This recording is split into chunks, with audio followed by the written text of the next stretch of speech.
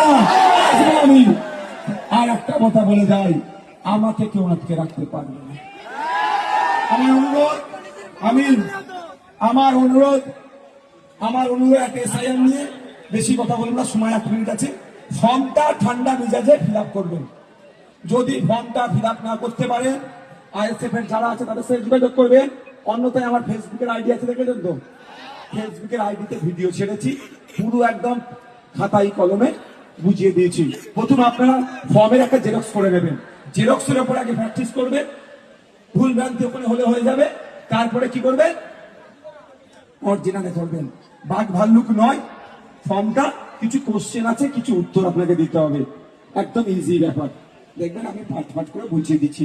তবে আজকে আমি অনুরোধ করবো, ফর্ম ফিল আপটা একটু হোল্ড করুন। অনেকে বলছে আগামীকাল নাকি নির্বাচন কমিশনের থেকে নতুন একটা নির্দেশিকা আসবে ফর্মকে ফিল আপ করার জন্য।